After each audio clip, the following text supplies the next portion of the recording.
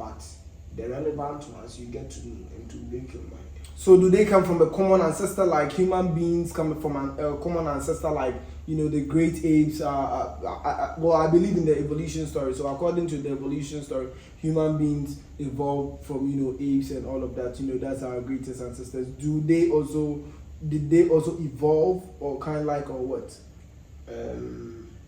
For me, the evolution story.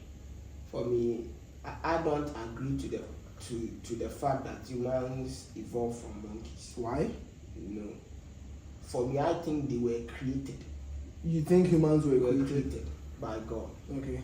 Rather than evolving from monkeys. Okay. Yes.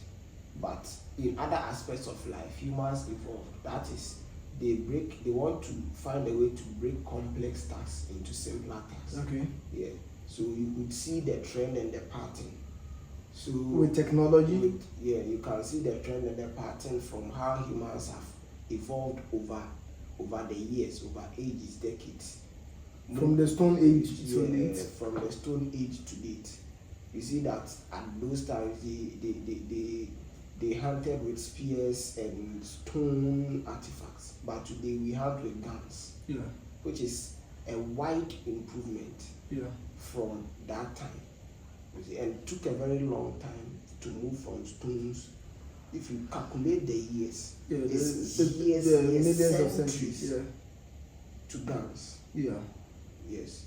So humans evolve, but I don't agree in the sense that they evolve from monkeys. Well, I believe humans would always evolve into a greater thing. I believe at a point in time with human beings, we are going to have human beings, human beings and technology are going to be merged together. Like today we are seeing the Meta with what Mark Zuckerberg is doing with Meta and all of that. I believe at a point in time, human beings and technology are going to be merged, so we would literally be like supercomputers, or human and technology, something like that. I believe that is where we will get to at a point in time where human beings can. It cannot be written off.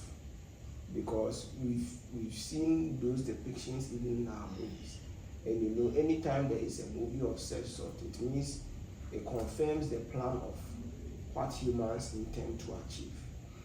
So I feel it can happen because I was also looking at other primates. So I don't know if to call them, some primatologists or ethologists. They put out this picture where an orangutan was, fishing or hunting, hunting for fish with, how do you call it, a spear.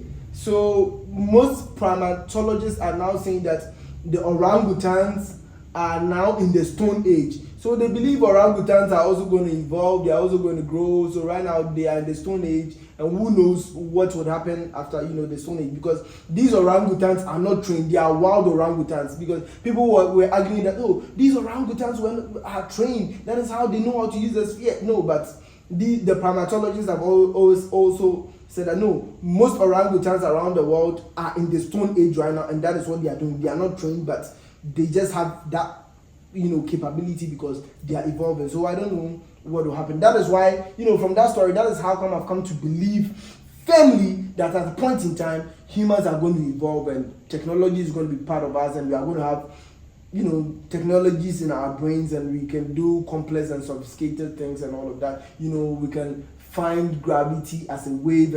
I believe human beings are going to get there at a point in time. That's what I believe. If we are not a science project that we are going to be wiped up at a point in time, I feel we are always going to get there. So getting back to dwarfs and Bigfoots, during your research, have you heard of stories that confirmed, things that you've written down personally?